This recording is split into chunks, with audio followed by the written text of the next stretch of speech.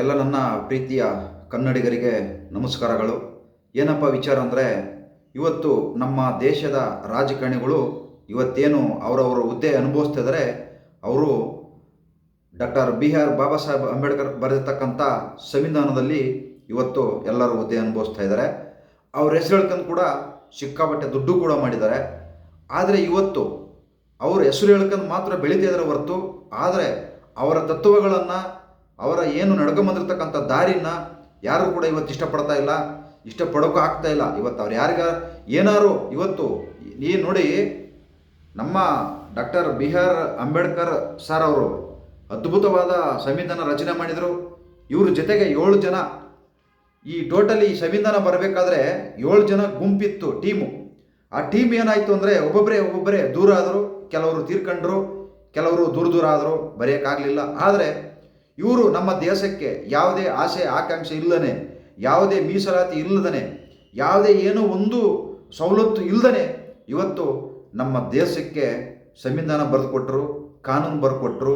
ಕೆಲವ್ರಿಗೆ ಮಾತ್ರ ತಂದೆ ಅಲ್ಲ, ಇಡೀ ಭಾರತ ದೇಶಕ್ಕೆ ಇವರು ತಂದೆ, ಇಡೀ ಏನು ಸಂವಿಧಾನಕ್ಕೆ ಇವರೇ ತಂದೆ, ಕಾನೂನಿಗೂ ಇವರೇ ತಂದೆ. ಆದರೆ ಇಲ್ಲಿ ಕೆಲವರು ಮಾತ್ರ ನಮ್ಮಪ್ಪ ಅಂತಂದು ಹೇಳ್ಬಿಟ್ಟು ಇವತ್ತು ಸಾಮಾಜಿಕ ಜಾಲತಾಣದಲ್ಲಿ ಅಲ್ಲಿ ಇಲ್ಲಿ ಬಾಯ್ಬಡ್ಕೊಂತಾರೆ.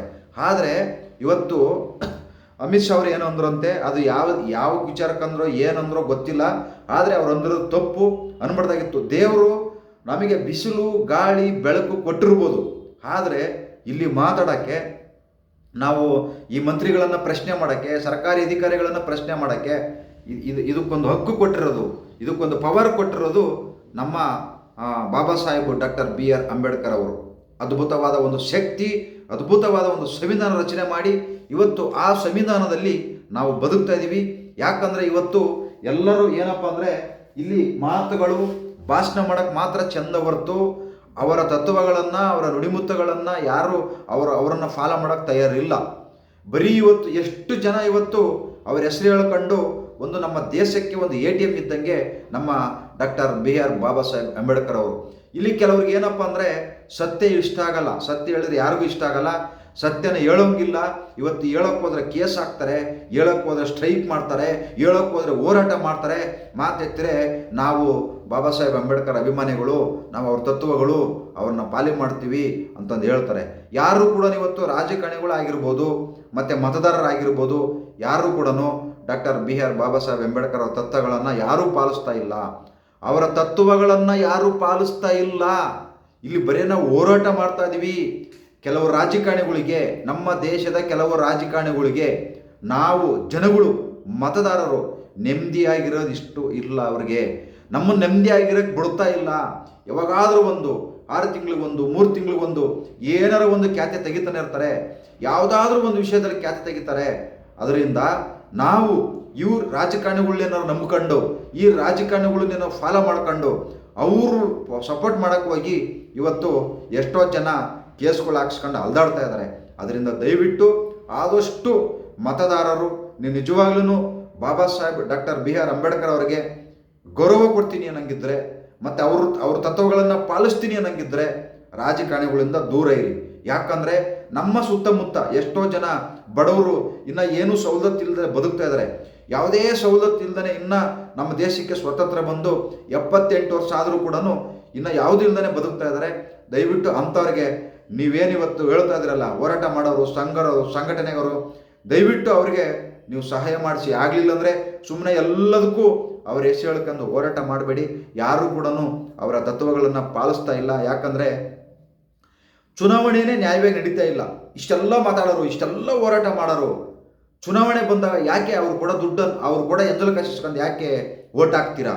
ಎಲ್ಲರಿಗೂ ಹೇಳ್ತಾ ಇದ್ದೀನಿ, ಯಾರ್ಯಾರು ದುಡ್ಡು ಇಸ್ಕೊಂಡು ಓಟ್ ಹಾಕ್ತಾ ಇದ್ದೀರೋ ಪ್ರತಿಯೊಬ್ಬ ಮತದಾರರನ್ನು ಕೂಡ ಹೇಳ್ತಾ ಇದ್ದೀನಿ. ಯಾಕಂದರೆ ಇವತ್ತು ಹೋರಾಟ ಮಾಡೋರನ್ನ ನೋಡ್ತಾ ಇದ್ದೀವಿ. ಯಾಕೆ ನೀವು ಚುನಾವಣೆ ಬಂದಾಗ ಮಾತ್ರ ನೀವು ಬದಲಾಗಲ್ಲ? ಚುನಾವಣೆ ಬಂದಾಗ ಯಾಕೆ ನೀವು ಬದಲಾಗೋದಿಲ್ಲ? ಯಾಕೆ ಅಂಬೇಡ್ಕರ್ ನೆನಪರದಿಲ್ವ? ಅವಾಗ ಚುನಾವಣೆ ಬಂದಾಗ ಯಾರಿಗೂ ಅಂಬೇಡ್ಕರ್ ನೆನಪರಲ್ವಾ? ಕುಕ್ಕರ್ ಹಂಚ್ತೀರಿ, ಎಣ್ಣೆ ಹಂಚ್ತೀರಿ, ದುಡ್ಡು ಹಂಚ್ತೀರಿ, ಸೀರೆ ಹಂಚ್ತೀರಿ, ಕಿತ್ತಾಗಿರೋ ಏನೇನೋ ಹಂಚ್ತೀರಲ್ಲ, ಅವಾಗ ನೆನಪರಲ್ವಾ? ಇಸ್ಕೊಳ್ಳೋರಿಗೆ ಅವಾಗ ನೆನಪರಲ್ವ ಅಂಬೇಡ್ಕರ್ ಅವರು? ಅಯ್ಯೋ ಅಂಬೇಡ್ಕರ್ ಅವರು ಇದನ್ನು ಹೇಳಿಲ್ಲಪ್ಪ, ನಾವು ಇಸ್ಕೋಬಾರ್ದು, ಯಾಕೆ ಇಸ್ಕೋಬೇಕು? ನಮಗೆ ದೇವರವರು, ನಮ್ಮ ತಂದೆ ಹೇಳಿದ್ದಾರೆ, ನಮ್ಮ ಅಪ್ಪ ಹೇಳಿದ್ದಾರೆ, ಈ ಥರ ಇಸ್ಕೋಬಾರ್ದು. ಯಾಕೆ ಅವಾಗ ಇಸ್ಕೊಳ್ಳಲ್ಲ? ಯಾಕೆ ಅವಾಗ ನೆನಪು ಬರಲ್ಲ ಅಂಬೇಡ್ಕರ್ ಅವರು? ಈಗ ಯಾರಾದರೂ ಯಾವಾಗಾದರೂ ಅಂದರೆ ಹೋರಾಟ 365 ದಿನವೂ ಏನಾರ ಒಂದು ಹೋರಾಟ ನಡೀತಾನೆ ಇರ್ತೈತೆ ನಮ್ಮ ದೇಶದಲ್ಲಿ. ಏನಾರ ನಡೀತಾನೆ ಇರಬೇಕದು. ಇಲ್ಲಾಂದರೆ ನಮ್ಮ ದೇಶಕ್ಕೆ ಅವಮಾನ, ನಮ್ಮ ಜನಗಳಿಗೆ ಅವಮಾನ ಹೋರಾಟ ನಡೀಲಿಲ್ಲ ಅಂದರೆ. ಯಾಕಂದರೆ ಆ ಮಟ್ಟಕ್ಕೆ ತಂದಿಟ್ಟಿದ್ದಾರೆ ನಮ್ಮ ರಾಜಕಾರಣಿಗಳು ನಮ್ಮನ್ನೆಲ್ಲ. ಒಂಥರ ನಾವೆಲ್ಲ ಫಿಕ್ಸ್ ಆಗಿಬಿಟ್ಟಿದ್ದೀವಿ. ನಾವು ಜಾತಿಗಳಲ್ಲಿ ಫಿಕ್ಸ್ ಆಗಿದ್ದೀವಿ, ಧರ್ಮಗಳಲ್ಲಿ ಫಿಕ್ಸ್ ಆಗಿದ್ದೀವಿ, ಮತ್ತು ಕೆಲವು ಇದಕ್ಕೆ ಹೋರಾಟಕ್ಕೆ ಫಿಕ್ಸ್ ಆಗಿಬಿಟ್ಟಿದ್ದೀವಿ.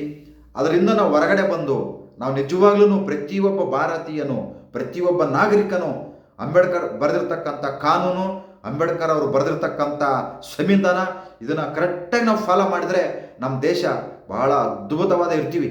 ನಮ್ಮ ದೇಶ ಅನ್ನೋದಕ್ಕಿಂತ ನಮ್ಮ ಜನಗಳು, ನಾವು ಬಡವರು, ಕೂಲಿ ಕಾರ್ಮಿಕರು, ಮಾಧ್ಯಮದ ವರ್ಗದವರು, ಭಿಕ್ಷುಕರು ಇನ್ನೂ ಕೂಡ ಭಿಕ್ಷೆ ಬೇಡ್ತಾ ಇದ್ದಾರೆ ನಮ್ಮ ದೇಶದಲ್ಲಿ. ಎಲ್ಲರೂ ಚೆನ್ನಾಗಿರ್ತೀವಿ. ಯಾಕೆ? ಯಾವಾಗಂದ್ರೆ ನಾವು ಎಲ್ಲಿವರೆಗೂ ಈ ನಮ್ಮ ಸಂವಿಧಾನ ನಾವು ಫಾಲೋ ಮಾಡೋದಿಲ್ವೋ, ಎಲ್ಲಿವರೆಗೂ ನಾವು ಈ ಕಾನೂನು ಫಾಲೋ ಮಾಡೋದಿಲ್ವೋ, ಅಲ್ಲಿವರೆಗೂ ನಮ್ಮ ಜನ, ನಮ್ಮ ಬಡವರು, ಕೂಲಿ ಕಾರ್ಮಿಕರು ಯಾರೂ ಉದ್ಧಾರ ಆಗಲ್ಲ. ಇಲ್ಲಿ ಉದ್ಧಾರ ಆಗ್ತಿರೋರು 10ರಲ್ಲಿ 2 ಮಾತ್ರ. 10ರಲ್ಲಿ 2 ಮಾತ್ರ, 100ರಲ್ಲಿ 20 ಜನ ಮಾತ್ರ ಉದ್ಧಾರ ಆಗ್ತಿದ್ದಾರೆ. ಇನ್ನು 80 ಜನ ಉದ್ಧಾರ ಆಗಲ್ಲ. ಇನ್ನು 10ರಲ್ಲಿ 8 ಜನ ಉದ್ಧಾರ ಆಗಲ್ಲ, 100ರಲ್ಲಿ 80 ಜನ ಉದ್ಧಾರ ಆಗಲ್ಲ. ಇದೇ ಥರ ನಾವು ಅವ್ರನ್ನ ಫಾಲೋ ಮಾಡ್ಕೊಂಡು ಅವ್ರು ಹೇಳ್ದಂಗೆ ಕುಣಿತಾ ಇದ್ದರೆ ಯಾವುದೇ ಕಾರಣಕ್ಕೂ ನಮ್ಮ ದೇಶ ಇನ್ನು 100 ಇನ್ನು 150 ವರ್ಷ ಹೋದ್ರೆ ಕೂಡ ನಾವು ಇದೇ ಥರ ಕಿತ್ತಾಡ್ಕೊಂಡೇ ಇರ್ತೀವಿ. ದಯವಿಟ್ಟು ನಾವು ಬದಲಾವಣೆ ಆಗಬೇಕಾಗಿದೆ. ಬದಲಾವಣೆ ಆಗೋದಿಲ್ಲ, ಯಾವುದೇ ಕಾರಣಕ್ಕೂ ಬದಲಾವಣೆ ಆಗಲ್ಲ, ಆಗಕ್ಕೆ ಬಿಡಲ್ಲ.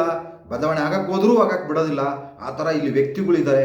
ಯಾವ ರೀತಿ ಅಲ್ಲೋಲೋ ಕಲ್ಲಲ್ಲ ಮಾಡಬೇಕು, ಯಾವ ರೀತಿ ಜನಗಳನ್ನು ಒಂದು ಒಳ್ಳೆ ದಾರಿ ಬಿಟ್ಬಿಟ್ಟು ಕೆಟ್ಟ ದಾರಿ ಕರ್ಕೊಂಡು ಹೋಗಬೇಕು, ಪ್ರತಿಯೊಂದರೂ ಇವತ್ತು ಆ ಥರ ಜನ ಇದ್ದಾರೆ. ಹಾಳು ಮಾಡೋರು ಇದ್ದಾರೆ ಹೊರತು ಉದ್ಧಾರ ಮಾಡೋರಿಲ್ಲ. ಏನು ಇವತ್ತು ಈ ಸಂವಿಧಾನ, ನಮ್ಮ ಭಾರತ ದೇಶದ ಸಂವಿಧಾನ, ಇದ್ರ ಮೇಲೆ ಆಣೆ ಮಾಡಿ ಹೇಳ್ತಾ ಇದ್ದೀನಿ, ಎಷ್ಟೋ ಜನ ಇವತ್ತು ಇವ್ರ ಹೆಸರು ಹೇಳ್ಕೊಂಡು ಬದುಕಿದ್ದಾರೆ, ದುಡ್ಡು ಮಾಡಿದ್ದಾರೆ, ಕೋಟಿ ಆಸ್ತಿ ಮಾಡಿದ್ದಾರೆ, ಕೋಟಿ ದುಡ್ಡು ಮಾಡಿದ್ದಾರೆ. ಆದರೆ ಇವರ ನೀತಿಗಳನ್ನು, ಇವರ ತತ್ವಗಳನ್ನು, ಇವರ ಜೀವನ ಪಾಲನೆಯನ್ನು ಯಾರು ಕೂಡ ಪಾಲಿಸ್ತಾ ಇಲ್ಲ. ಇವರು ಇನ್ನು ಈ ಪುಸ್ತಕದ ಮೇಲೆ ಆಣೆ ಮಾಡಿ ಹೇಳ್ತಾ ಇದ್ದೀನಿ, ಇನ್ನು 100 ಅಲ್ಲ, ಇನ್ನು 150 ಹೊರದ್ರು ಕೂಡ ನಾವು ಉದ್ಧಾರ ಆಗಲ್ಲ. ಇಲ್ಲಿ ಉದ್ಧಾರ ಆಗೋದು ರಾಜಕಾರಣಿಗಳಿಗೆ ಮಾತ್ರ. ಇವ್ರ ಹೆಸರು ಹೇಳಿ ಬೆಳೀತಾ ಇದಾರಲ್ಲ, ಅವರು ಮಾತ್ರ ಉದ್ಧಾರ ಆಗೋದು. ಇವ್ರ ಹೆಸರು ಹೇಳಿ ಇವತ್ತು ಹೋರಾಟ ಮಾಡ್ತಾ ಇದ್ದಾರೆ, ಬೆಳೀತಾ ಇದ್ದಾರೆ, ಬೇಕಾದಂಗೆ ಮಾಡ್ತಾ ಇದ್ದಾರೆ, ಅವರು ಮಾತ್ರ ಉದ್ಧಾರ ಆಗ್ತಾ ಇದ್ದಾರೆ ಹೊರತು ನಾವು ಯಾವುದೇ ಕಾರಣಕ್ಕೂ ಉದ್ಧಾರ ಆಗಲ್ಲ. ನಾವು ಯಾವಾಗ ಎಲ್ಲಿವರೆಗೂ ಈ ರಾಜಕಾರಣಿಗಳನ್ನು ದೂರ ಇಡ್ತೀವೋ ಅಲ್ಲಿವರೆಗೂ ನಾವು ಉದ್ಧಾರ ಆಗಲ್ಲ. ಯಾಕಂದರೆ ಇದರಲ್ಲಿ ಬರೆದಿರ್ತಕ್ಕಂಥ ಕೆಲವು ಸತ್ಯ ಘಟನೆಗಳನ್ನು ಯಾರು ಕೂಡ ಹೇಳ್ತಾ ಇಲ್ಲ, ಹೇಳೋಕ್ಕೂ ಬಿಡಲ್ಲ. ಹೇಳಿದ್ರೆ ಅವ್ರ ಮೇಲೆ ಕೇಸ್ ಹಾಕ್ತಾರೆ. ಇನ್ನೆಲ್ಲಿಂದ ಸ್ವಾತಂತ್ರ್ಯ ಬಂದಿದೆ, ಇನ್ನೆಲ್ಲಿಂದ ಇವರು ಬರೆದಕ್ಕೆ ಕಾನೂನಿಗೆ ಬೆಲೆ ಇದೆ, ಎಲ್ಲಿದೆ ಈ ಸಂವಿಧಾನಕ್ಕೆ ಬೆಲೆ ಇದೆ, ಯಾರು ಬೆಲೆ ಕೊಟ್ಟಿದ್ದಾರೆ? ಇವತ್ತು ಇವರು ಮರಣ ಹೊಂದಿದಾಗೆ ಇವ್ರಿಗೆ ಒಂದು 100 ಮೀಟ್ರು ಬೇಡ, ಒಂದು 5 ಮೀಟ್ರ್ ಜಾಗ ಕೊಡಲಿಲ್ಲ. ಡೆಲ್ಲಿಲೇ ತಗೊಂಡೋಗಿ ಯಾವುದೋ ಸಮುದ್ರದಲ್ಲಿ ಇದನ್ನು ಮಾಡಿದರು. ಇಷ್ಟೆಲ್ಲ ಮಾತಾಡ್ತಾ ಇದ್ದಾರೆ.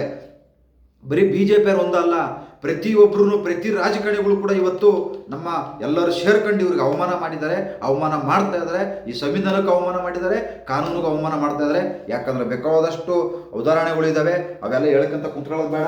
ಯಾಕಂದರೆ ಜನಗಳಿಗೆ ಸತ್ಯ ಒಂದಲ್ಲ ಒಂದಿನ ಗೊತ್ತಾದರೂ ಕೂಡ, ಎಲ್ಲರಿಗೂ ಗೊತ್ತಿದ್ರೂ ಕೂಡ ಯಾರು ಹೇಳ್ತಾ ಇಲ್ಲ ಸತ್ಯನ ಬೇಕಾಗಿಲ್ಲ ಜನಗಳಿಗೆ. ಬರೀ ಸುಳ್ಳಿನ ಸುರಮಾಲೆಗಳು ಬೇಕು, ಸುಳ್ಳಿನ ಭಾಷಣ ಬೇಕು. ಅದ್ಭುತವಾದ ಒಂದು ಸುಳ್ಳು ಅಂದರೆ ನಮ್ಮ ದೇಶದಲ್ಲಿ ಎಲ್ಲರಿಗೆ ಒಂದೇ ಕಾನೂನು, ಎಲ್ಲರಿಗೂ ಒಂದೇ ಸಂವಿಧಾನ, ಎಲ್ಲರಿಗೂ ಒಬ್ಬರೇ. ಇದು ಸುಳ್ಳಿನ ಭಾಷಣ ಅಂದರೆ ನಮ್ಮ ದೇಶದಲ್ಲಿ ನಂಬರ್ 1. ಇದಕ್ಕೆ ಒಂದು ಆಸ್ಕಾರ್ಡ್ ಪ್ರಶಸ್ತಿನ ಕೊಡಬೇಕಾಗುತ್ತೆ. ಇನ್ನು ಸ್ವಲ್ಪ ದಿನ ಹೋಗಿ ಕೊಟ್ಟುಬಿಡ್ತಾರೆ, ಬೇಕಾದ್ರೆ ಯಾರಾದ್ರೂ ಕರ್ಕೊಂಡೋಗಿ ನಮ್ಮ ದೇಶದಲ್ಲಿ ಕೊಟ್ಟುಬಿಡ್ತಾರೆ ಎಲ್ಲರೂ ಆಸ್ಕಾರ್ಡ್ ಅವಾರ್ಡು. ದಯವಿಟ್ಟು ಬದಲಾವಣೆ ಆಗಲ್ಲ, ಸುಮ್ಮನೆ ಹೇಳ್ತೀವಿ ನಾವು ಅಷ್ಟೇ. ಯಾರು ಕೂಡ ಯಾವ ಬಡಲೆ ಇವನಿಗೇನು ಮಾಡೋ ಕೆಲಸ ಇಲ್ಲ, ಈ ಥರ ಅನ್ಕೊಂಡು ಬಂದೆ ನಮ್ಮ ದೇಶ ಹಿಂಗಾಗಿದೆ. ಎಲ್ಲರೂ ಕೂಡ ರಾಜಕಾರಣಿಗಳು ನಮ್ಮ ತಲೆ ಮೇಲೆ ಕಲ್ಲು ಹಾಕಿಬಿಟ್ಟೆ ಜೀವನ ಮಾಡ್ತಾರದು, ನಮ್ಮ ಹೊಟ್ಟೆ ಮೇಲೆ ಹೊಡೆದ್ಬಿಟ್ಟೆ ಅವ್ರು ಜೀವನ ಮಾಡ್ತಾರದು. ಎಷ್ಟೋ ಜನ ಇವತ್ತು ಈ ಸಂವಿಧಾನ ಹೆಸರು ಹೇಳ್ಕೊಂಡು, ಈ ಬಾಬಾ ಸಾಹೇಬರ ಹೆಸರು ಹೇಳ್ಕೊಂಡು ಇವತ್ತು ಕೋಟಿ ಆಸ್ತಿ ಮಾಡಿದ್ದಾರೆ. ಏನಕ್ಕೆ? ಅವ್ರು ಮಾತ್ರ ಚೆನ್ನಾಗಿರ್ತಾರೆ, ಅವ್ರ ಹೆಂಡ್ರ ಮಕ್ಕಳು ಮಾತ್ರ ಚೆನ್ನಾಗಿರ್ತಾರೆ. ಎಷ್ಟೋ ಜನಗಳಿಗೆ ಇವತ್ತಿನ ಮನೆ ಇಲ್ಲ, ಇನ್ನು ರೋಡಲ್ಲಿ ಮಲಗ್ತಾ ಇದ್ದಾರೆ, ಇನ್ನು ಬೀದಿಲಿ ಮಲಗ್ತಾ ಇದ್ದಾರೆ. ಅಂಥ ಪರಿಸ್ಥಿತಿ ಇದೆ. ಎಷ್ಟೋ ಜನಕ್ಕೆ ಯುವಕರಿಗೆ ಕೆಲಸ ಇಲ್ಲ, ಆ ಕೆಲಸ ಕೊಡೋವಂಥ ಪ್ರಯತ್ನ ಯಾರೂ ಮಾಡ್ತಾ ಇಲ್ಲ, ಯಾರು ಕೇಳ್ತಾನೆ ಇಲ್ಲ. ಎಲ್ಲರಿಗೂ ಒಳ್ಳೆಯದಾಗಲಿ. ನಮಸ್ಕಾರ. ಜೈ ಬಾಬಾ ಸಾಹೇಬ್ ಅಂಬೇಡ್ಕರ್ ಸಾಹೇಬರಿಗೆ ನಮಸ್ಕಾರಗಳು. ಎಲ್ಲರಿಗೂ ಒಳ್ಳೆಯದಾಗಲಿ.